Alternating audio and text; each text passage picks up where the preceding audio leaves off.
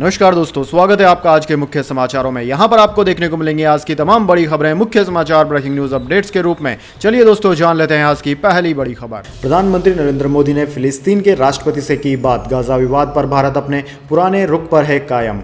जी हां दोस्तों, भारतीय प्रधानमंत्री ने फिलिस्तीन के राष्ट्रपति महमूद अब्बास से बात की है। इस बातचीत के दौरान पीएम मोदी ने गाजा के अल अहनी अस्पताल में नागरिकों की मौत पर भी अपनी संवेदना व्यक्त की। पीएम मोदी ने इस दौरान स्पष्ट किया कि भारत फिलिस्तीन के लोगों के लिए मानवीय मदद जारी रखेगा। क्षेत्र में आतंकवाद, हिंसा और बिगड़ती सुरक्षा स्थिति पर अपनी गहरी चिंता उन्होंने साझा की। इजराइल फिलिस्तीन मुद्दे पर भारत की लंबे समय से चली आ रही सैद्धांतिक स्थिति को दोहराया गया है। दोस्तों, आपकी जानकारी के लिए बता दें कि गाजा में फिलिस्तीनियों की मौत का आंकड़ा बढ़कर 3,785 हो गया है। गाजा स्वास्थ्य मंत्रालय ने कहा कि इजराइल द्वारा युद्ध की घोषणा के बाद से गाजा में मरने वालों की संख्या बढ़कर 3,785 तक पहुंच गई है, जिनमें 1524 बच्चे, 1000 महिलाएं और 120 बुजुर्ग लोग शामिल हैं। इसके अलावा 12,493 अन्य घायल हुए हैं, जिनमें 3,983 बच्चे और 3,300 महिलाएं शामिल हैं। इसके बाद दोस्तों, अगली बड़ी खबर। गाजा के लिए एकजुट हुए मुस्लिम देश। अमेरिका इजराइल के खिलाफ प्रदर्शन। अरब लीग के चीफ ने कहा, अस्पताल पर हमला शैतानी मानसिकता। जी हां दोस्तों, गाजा के समर्थन में सभी मुस्लिम देश एकजुट हो गए हैं। वेस्ट बैंक से लेकर मिस्र की राजधानी काहिरा तक गाजा में बमबारी को लेकर इजराइल और अमेरिका के खिलाफ प्रदर्शन किए जा रहे हैं। दरअसल दोस्तों, जंग के बीच 17 अक्टूबर को देर रात गाजा शहर के अहली अरब अस्पताल पर जोरदार हमला हुआ। इसमें 400 से ज्यादा लोगों की मौत हो गई। सऊदी अरब ने इस हमले को इजरायली सेना का घिनौना काम कहा है। वहीं दोस्तों, इजराइल के साथ संबंधों को बेहतर कर चुके यूएई और बहरीन को भी इस हमले की आलोचना करनी पड़ी। 1980 में इजराइल को देश के तौर पर मान्यता दे चुके मिस्र के राष्ट्रपति अब्देल फतह अल सीसी ने कहा कि अस्पताल पर हमले कर अंतर्राष्ट्रीय कानूनों का उल्लंघन किया गया है। इसके बाद दोस्तों, अगली बड़ी खबर। आईसीएमआर की टेस्टिंग में पास हुआ पुरुषों का गर्भ निरोधक इंजेक्शन, कोई साइड इफेक्ट नहीं, इतने साल तक रहेगा कारगर। जी हां दोस्तों, पुरुषों के लिए गर्भ निरोध वाला इंजेक्शन का सफलतापूर्वक परीक्षण कर लिया गया है। Indian council of medical research ICMR इस इंजेक्शन को लेकर पिछले 7 साल से 303 हेल्थी पुरुषों पर परीक्षण कर रहा था। अब जाकर इस इंजेक्शन का रिजल्ट सफल रहा है। अच्छी बात यह है कि एक बार अगर कोई पुरुष इस इंजेक्शन को लगा लेता है तो 13 साल तक गर्भ निरोध लेने की कोई जरूरत नहीं होगी, यानी कि वह पुरुष अगले 13 साल तक बाप नहीं बन सकेगा या महिला को प्रेग्नेंट नहीं कर सकेगा। इंजेक्शन की इस सफलता से महिलाओं को कई तरह के झंझटों से मुक्ति मिलेगी। अब तक महिलाओं के ऊपर ही अधिकांश मामलों में गर्भ निरोधक का जिम्मा रहता है। इन सारी झंझटों से उन्हें मुक्ति मिल सकेगी। इसके बाद दोस्तों, अगली बड़ी खबर। मनीष सिसोदिया, संजय सिंह, सत्येंद्र जैन के केस कहां अटके। वकील बोले, केस छोटा, आदमी बड़ा है, इसलिए नहीं मिल रही जमानत। जी हां दोस्तों, सत्येंद्र जैन, मनीष सिसोदिया और फिर संजय सिंह, आम आदमी पार्टी यानी कि आपके तीनों नेता सीबीआई और ईडी के शिकंजे में है। मनीष सिसोदिया और संजय सिंह अभी जेल में हैं। सत्येंद्र जैन को खराब सेहत की वजह से अंतरिम जमानत मिली हुई है। सिसोदिया तो करीब 230 दिनों से जेल में है। 16 अक्टूबर को हुई सुनवाई में सुप्रीम कोर्ट ने अब तक ट्रायल शुरू न करने पर ईडी और सीबीआई से कह दिया कि किसी को अनंत काल तक जेल में नहीं रखा जा सकता। संजय सिंह की जमानत याचिका पर सुनवाई चल रही है। तीनों नेताओं पर क्या आरोप है, केस कहां तक पहुंचा और ईडी सीबीआई की जांच किस तरह जा रही, ये सवाल जब उनके वकील से पूछा गया तब मनीष सिसोदिया के वकील ने बात करने से इनकार कर दिया और कहा कि अभी केस चल रहा है और कब इस पर कोई कमेंट मुद्दा बन सकता है। सत्येंद्र जैन के वकील ने कहा कि केस तो बहुत छोटा है लेकिन आदमी बड़ा है, इसलिए जमानत नहीं मिल रही। आई से ज्यादा संपत्ति का केस तो पब्लिक सर्वेंट पर लगता है, पहली बार किसी प्राइवेट पर्सन पर इसे लगाया गया है। इसके बाद दोस्तों, अगली बड़ी खबर। डीके शिव कुमार को हाईकोर्ट से झटका। सीबीआई की एफआईआर पर रोक वाली याचिका हुई खारिज।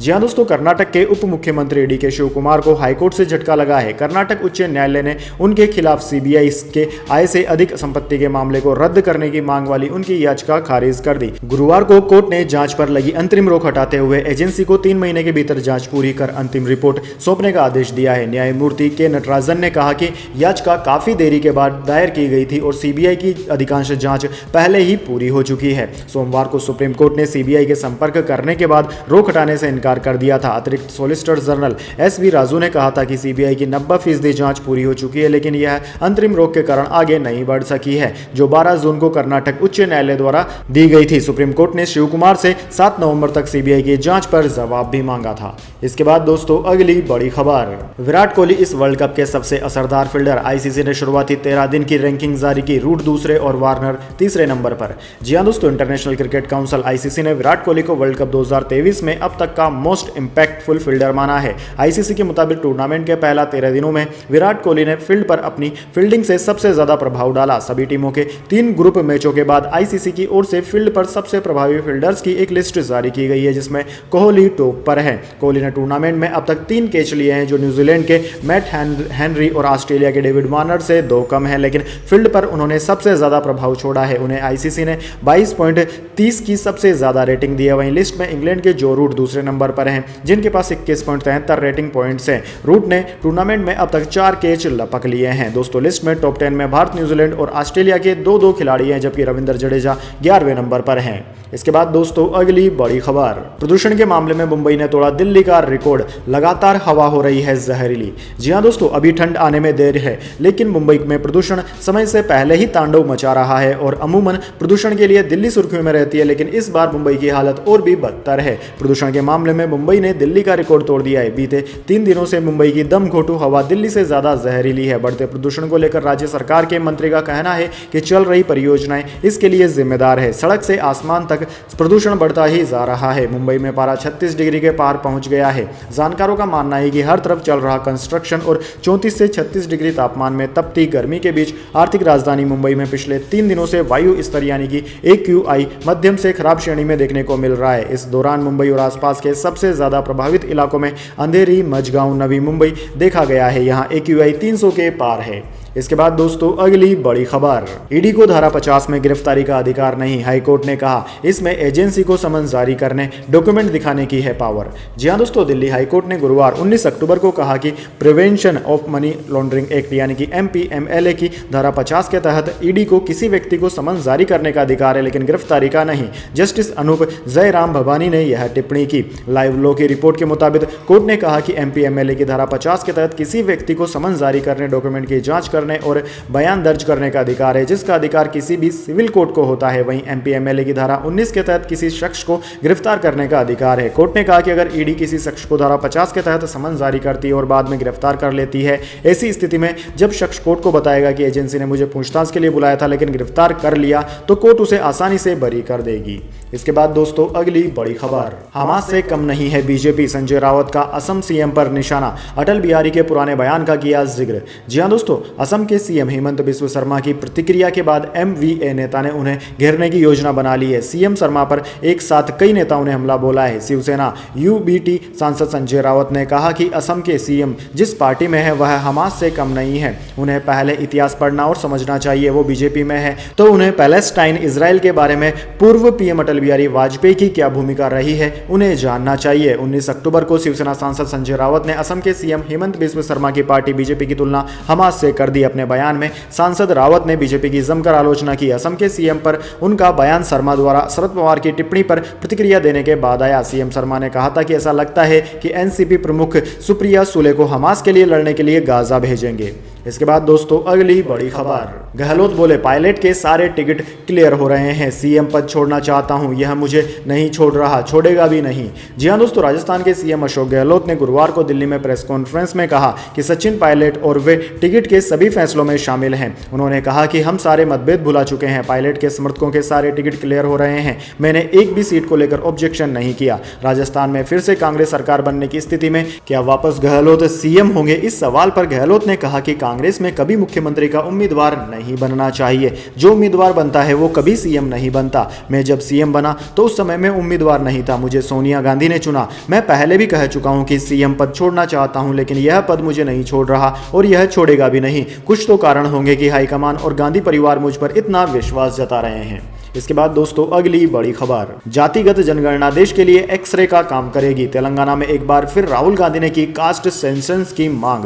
जी हां दोस्तों, कांग्रेस नेता राहुल गांधी तेलंगाना में पार्टी के चुनावी अभियान को धार दे रहे हैं। तेलंगाना के भूपालपल्ली से पन्नूर गांव तक कांग्रेस की एक चुनावी यात्रा में लोगों को संबोधित करते हुए राहुल गांधी ने बीजेपी, BRS और AIMIM को निशाने पर लिया। उन्होंने कहा कि मुख्यमंत्री KCR चुनाव में हारने वाले हैं, यह लड़ाई राजा और प्रजा के बीच की लड़ाई है। आप चाहते थे तेलंगाना में जनता का राज हो, हो, लेकिन यहां सिर्फ एक परिवार का राज हो गया है। राहुल ने रैली को संबोधित करते हुए कहा कि तेलंगाना में सिर्फ एक ही परिवार का राज है, जनता से सीएम का कोई मतलब नहीं है। देश में सबसे ज्यादा भ्रष्टाचार तेलंगाना में ही है। उन्होंने कहा कि बीजेपी, बीआरएस और एआईएमआईएम तीनों मिले हुए हैं। तेलंगाना के मुख्यमंत्री के पीछे सीबीआई या फिर ईडी क्यों नहीं लगती? देश में इन दिनों ईडी को लेकर काफी सियासत चल रही है। कांग्रेस समेत विपक्षी दलों का कहना है कि ईडी को जानबूझकर विपक्षी नेताओं के पीछे लगाया जा रहा है। इसके अलावा राहुल गांधी ने कहा कि देश के लिए जातिगत जनगणना एक्स-रे का काम करेगी। जब मैं जातिगत जनगणना की बात करता हूं तो प्रधानमंत्री मोदी और न ही तेलंगाना के मुख्यमंत्री केसीआर कुछ कहते हैं। हाल ही में बिहार में जातीय सर्वे रिपोर्ट आई है जिसमें पता चला है कि राज्य की आबादी में ओबीसी की हिस्सेदारी 60% से ज्यादा है। यही वजह है कि राहुल ने अब राष्ट्रव्यापी जातिगत जनगणना कराने की मांग करी है। वह लगातार इस मुद्दे को उठा रहे हैं। इसके बाद दोस्तों अगली बड़ी खबर, भारत की पहली रैपिड ट्रेन का हो गया नामकरण। नमो भारत के नाम से जानी जाएगी पहली आरआरटीएस ट्रेन। पीएम मोदी कल करेंगे उद्घाटन।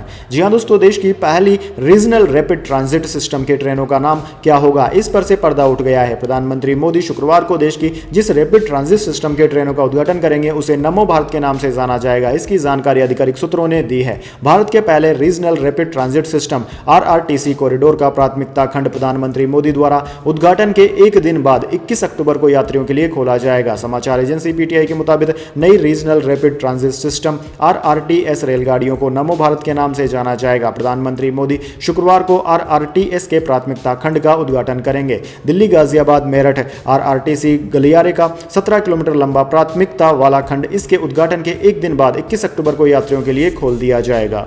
इसके बाद दोस्तों अगली बड़ी खबर, राज कुंद्रा ने उतारा मास्क, एयरपोर्ट पर आए नजर। अपनी बायोपिक फिल्म UT69 के ट्रेलर लॉन्च के बाद पहली बार बिना मास्क के दिखे। जी हां दोस्तों, शिल्पा शेट्टी के पति राज कुंद्रा की बायोपिक फिल्म UT69 का ट्रेलर कल लॉन्च किया गया। ट्रेलर लॉन्च के बाद पहली बार राज कुंद्रा बिना मास्क के मुंबई एयरपोर्ट पर नजर आए। इस दौरान का एक वीडियो सोशल मीडिया पर सामने आया है। वीडियो में राज कुंद्रा कैजुअल लुक में एयरपोर्ट पर एंट्री लेते हुए दिखाई दे रहे हैं। वीडियो में Raj airport black T shirt, black long jacket और ब्लू डेनिम जींस में दिखाई दे रहे हैं। इसके साथ उन्होंने मैचिंग गॉगल्स और ब्लैक बैग लिया हुआ है। इस दौरान पेपराजी ने उनसे कहा कि मास्क हट गया है। राज ने स्माइल करते हुए कहा कि फाइनली हट गया है, फ्रेश हवा। दोस्तों आपकी जानकारी के लिए बता दें, राज कुंद्रा जुलाई 2021 में अश्लील फिल्में बनाने के मामले में अपनी गिरफ्तारी के कारण काफी विवादों में रहे हैं। जेल से रिहा होने के बाद से ही राज हमेशा पब्लिक पैलेस पर मास्क में नजर आते थे, लेकिन अपनी फिल्म के ट्रेलर लॉन्च के बाद से उन्होंने मास्क उतार दिया है। इसके बाद दोस्तों अगली बड़ी खबर, राजस्थान में टिकट बंटवारे से राहुल गांधी नाराज, समर्थकों के लिए अशोक गहलोत सबसे बेपरवाह। जी हां दोस्तों, राजस्थान में कांग्रेस आलाकमान के लिए सब कुछ आउट ऑफ कंट्रोल हो चुका है। कांग्रेस अध्यक्ष मल्लिकार्जुन खड़गे तो पहले भी अशोक गहलोत के हाथ का स्वाद चख चुके हैं। राहुल गांधी के सामने भी अब कोई विकल्प नहीं बचा है। राजस्थान में कांग्रेस मतलब अशोक गहलोत और कोई ऐसा हाल हो चुका है। अशोक गहलोत की मनमानी तो 2018 में मुख्यमंत्री बनने से पहले ही शुरू हो गई थी, लेकिन 2020 में सचिन पायलट की बगावत के बाद बढ़ती गई और 2023 के चुनाव की तारीख आते आते राहुल गांधी ने एक बयान देकर अशोक गहलोत को खुलकर खेलने का मौका दे दिया है। दरअसल दोस्तों राहुल गांधी ने न जाने क्या सोचकर कहा था कि राजस्थान में कांटे की टक्कर है, लेकिन अशोक गहलोत ने इसे दिल पर ले लिया। राजस्थान में अशोक गहलोत ने कांग्रेस के इर्द गिर्द ऐसी बाड़बंदी कर रखी है कि उनकी मर्जी के बिना लगता है कि पत्ता भी नहीं हिलने वाला। अगर अभी तक यह व्यवस्था पूरी तरह चाक चौबंद नहीं है तो ज्यादा देर नहीं है। वहीं दोस्तों राहुल गांधी को ऐसा लग रहा है कि अब उनके हाथ से अशोक गहलोत निकलते जा रहे हैं। इसके बाद दोस्तों जाने अगली बड़ी खबर, लेकिन उससे पहले मेरी आपसे एक छोटी सी रिक्वेस्ट है, अगर दोस्तों आपको अभी तक हमारी न्यूज पसंद आई है तो एक छोटा सा लाइक जरूर दे दीजिए, और अगर आपको पसंद नहीं आई है तो बेशक आप डिसलाइक भी कर सकते हैं, लेकिन दोस्तों लाइक और डिसलाइक जरूर कीजिए, क्योंकि दोस्तों यही हमारी मेहनत का फल होता है और इसी से हमें पता चलता है कि आपको हमारी वीडियोस पसंद आ रही है या नहीं। तो चलिए दोस्तों जान लेते हैं आज की अगली बड़ी खबर। लगातार दूसरे दिन गिरावट के साथ बंद हुआ बाजार। सेंसेक्स 247 अंक फिसलकर 65,629 के स्तर पर बंद। निफ्टी भी 46 अंक टूटा। जी हां दोस्तों, शेयर बाजार में गुरुवार को गिरावट देखने को मिली। सेंसेक्स 247 अंक फिसलकर 65,629 के स्तर पर बंद हुआ। वहीं निफ्टी में भी 46 अंकों की गिरावट रही। यह 19,624 के स्तर पर बंद हुआ। सेंसेक्स के 30 शेयरों में से 20 में गिरावट और 10 में तेजी रही। Mid cap small cap index flat बंद हुए। ऑटो और एमएफसीजी शेयरों में खरीदारी रही, जबकि मेटल एनर्जी रियल्टी इंडेक्स गिरावट में बंद हुआ। फार्मा बैंकिंग और इंफ्रा शेयर पर भी दबाव रहा। वहीं रुपया डॉलर के मुकाबले 4 पैसे मजबूत होकर 83.24 रुपए पर बंद हुआ। वहीं दोस्तों बात करें निफ्टी 50 के टॉप गेनर और टॉप लूजर स्टॉक्स की, तो दोस्तों आज निफ्टी 50 के टॉप गेनर्स में बजाज ऑटो, एल&टी, माइंडट्री और हीरो मोटोकॉर्प रहे, जबकि दोस्तों टॉप लूजर्स में विप्रो, टेक महिंद्रा और सन फार्मा रहे। इसके बाद दोस्तों अगली बड़ी खबर, आज सोने की कीमत में तेजी, चांदी भी फिसली, 59,940 रुपए प्रति 10 ग्राम पर पहुंचा सोना। कैरेट के हिसाब से देख लीजिए कीमतें भी।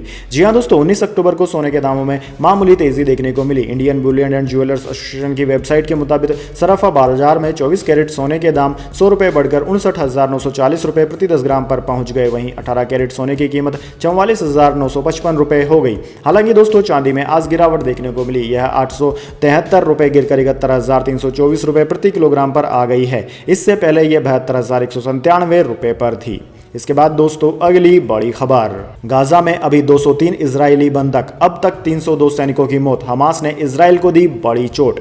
जी हां दोस्तों, इजराइल हमास के बीच जारी जंग में अब तक 306 इजरायली सैनिकों की मौत की खबर है। इजराइल डिफेंस फोर्स के प्रवक्ता डेनियल हगारी ने गुरुवार को कहा कि गाजा में हमास ने कम से कम 203 लोगों को बंधक बनाकर रखा हुआ है और इसकी सूचना बंधकों के परिवारों को दी गई है। वहीं IDF ने यह भी घोषणा की है कि 7 अक्टूबर को हमास से युद्ध शुरू होने के बाद से अब तक 306 सैनिक मारे गए हैं। हालांकि इजराइल सेना के प्रवक्ता हगारी ने कहा है कि मृतकों और बंधकों की यह संख्या फाइनल नहीं है, क्योंकि IDF लगातार उन इजरायलियों की जानकारी इकट्ठा कर रहा है जो 7 अक्टूबर के हमले के बाद से लापता हैं। उन्होंने कहा कि कुछ मामलों में परिवारों को सूचित किया गया था कि सेना को पूरे विश्वास के साथ संदेह है कि उन्हें हमास ने पकड़ रखा है, लेकिन अन्य मामलों में सेना को कम ही विश्वास है कि वे बंधक हैं।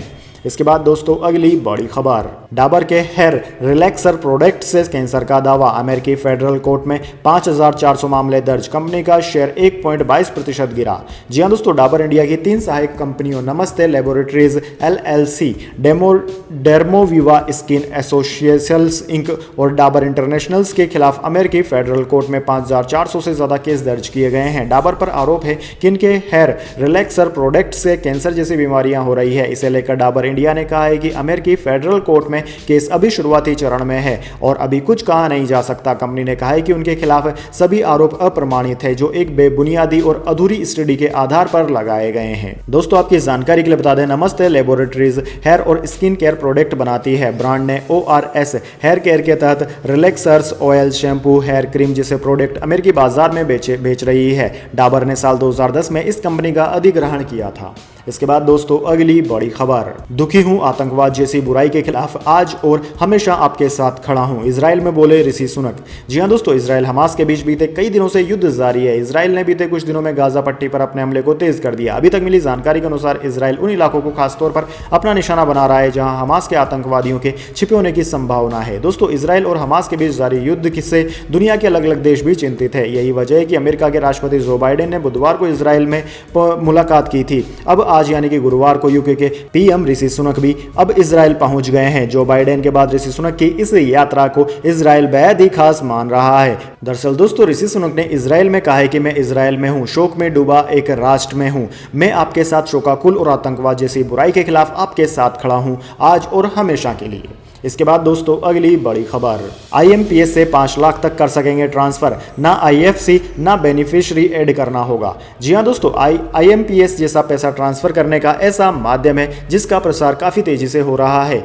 इमीडिएट पेमेंट सर्विसेज यानी कि IMPS के लिए फिलहाल आपको बेनिफिशियरी ऐड करना होता है और बैंक अकाउंट की बाकी डिटेल्स जैसे कि ब्रांच का नाम, IFSC कोड भी डालना होता है। हालांकि अब ऐसा रूल आ रहा है जिसके जरिए आप 5 लाख रुपए तक का ट्रांसफर बिना ज्यादा डिटेल्स डाले कर पाएंगे। बैंक कस्टमर्स जल्द ही IMPS के जरिए रिसीवर के बैंक के नाम और मोबाइल नंबर के जरिए 5 लाख रुपए तक का मनी ट्रांसफर कर पाएंगे। National payment corporation of India NPCI ने IMPS के जरिए पैसे ट्रांसफर करने की प्रक्रिया को आसान और एरर फ्री बनाने के लिए यह कदम उठाया है। इसके बाद दोस्तों अगली बड़ी खबर, OnePlus का पहला फोल्डेबल फोन हुआ लॉन्च, 2 कलर ऑप्शंस में मिलेगा यह फोन।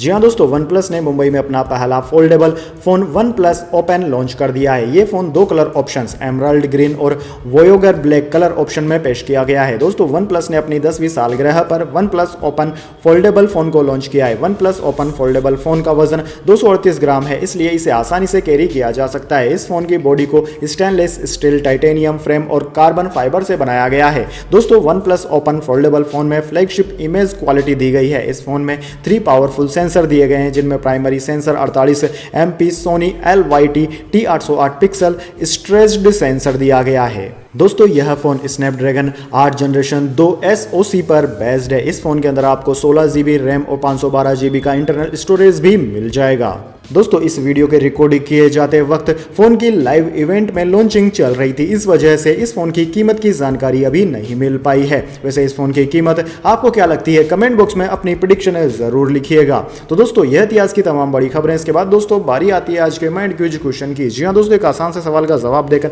आप जीत सकते हैं एक अमेजिंग सरप्राइज गिफ्ट हमारे यूट्यूब चैनल की ओर से। तो दोस्तों आज का सवाल आपकी स्क्रीन पर आ चुका है। भारत ने जब 1983 का वनडे वर्ल्ड कप जीता था तो वह वर्ल्ड कप कौन से देश में आयोजित हुआ था? जी हाँ दोस्तों, अगर आप जानते हैं कि 1983 का वनडे वर्ल्ड कप कौन से देश ने आयोजन किया था वनडे वर्ल्ड कप का, तो जल्दी से कमेंट बॉक्स में लिख दीजिए उस देश का नाम। अगर दोस्तों आपका जवाब होता है एकदम सही और आप चुन जाते हैं लकी विजेता के रूप में, तो आपको मिल सकता है एक अमेजिंग सरप्राइज गिफ्ट हमारे यूट्यूब चैनल की ओर से। तो दोस्तों जल्दी से अपना उत्तर कमेंट बॉक्स में लिख दीजिए, वीडियो को लाइक कर लीजिए और चैनल को सब्सक्राइब करके बेल आइकन भी दबा लीजिए। धन्यवाद। वंदे मातरम। जय हिंद, जय भारत।